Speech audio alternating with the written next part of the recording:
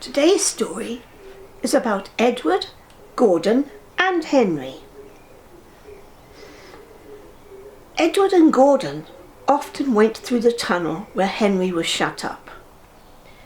Edward would say, "Peep, peep, hello," and Gordon would say, "Poop, poop, poop, serves you right." Poor Henry had no steam to answer. His fire had gone out.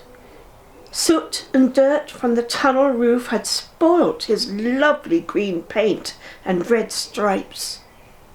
He was cold and unhappy and wanted to come out and pull trains too. Gordon always pulled the express. He was proud of being the only engine strong enough to do it. There were many heavy coaches full of important people like the fat director who had punished Henry. Gordon was seeing how fast he could go. "Hurry, hurry, hurry," he panted. "Trickety-trot, trickety-trot, trickety-trot," said the coaches.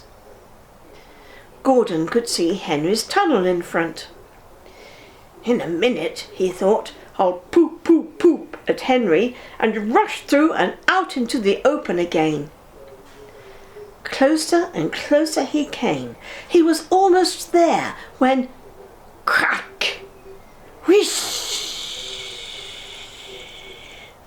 He was in a cloud of steam and going slower and slower. His driver stopped the train.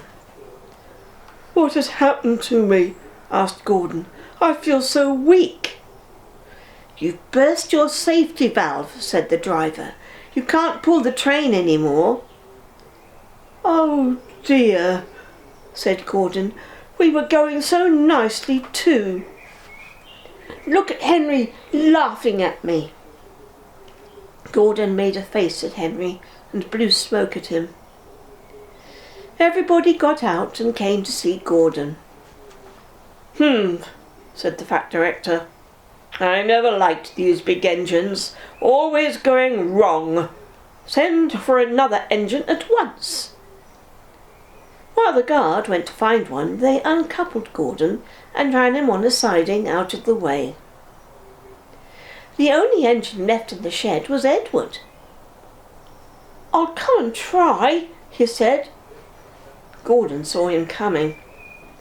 "That's no use," he said. "Edward can't pull the train." Edward puffed and pulled and pulled and puffed, but he couldn't move the heavy coaches. "I told you so," said Gordon rudely. "Why not let Henry try?" "Yes," said the fat director. "I will." "Will you help pull this train, Henry?" he asked. "Yes," said Henry at once. So Gordon's driver and fireman lit his fire. Some plate layers broke down the wall and put back the rails, and when he had steam up, Henry puffed out. He was dirty. His boiler was black, and he was covered with cobwebs. "Oh, I'm so stiff! Oh, I'm so stiff!" he groaned. "You'd better have a run to ease your joints and find a turntable," said the fat director kindly. Henry came back feeling better, and they put him in front. "Peep, peep," said Edward. "I'm ready." "Peep, peep, peep," said Henry. "So am I." "Pull hard, pull hard, pull hard," puffed Edward. "We'll do it, we'll do it, we'll do it," puffed Henry. "Pull hard, we'll do it. Pull hard, we'll do it.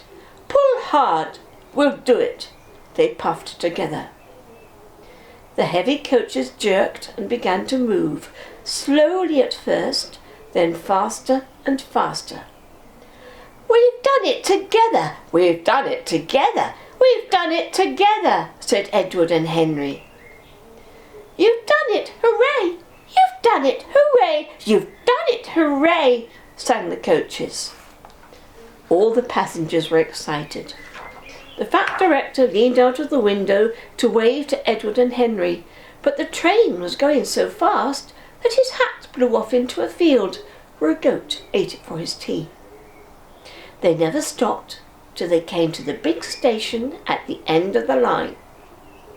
The passengers all got out and said, "Thank you," and the fat director promised Henry a new coat of paint.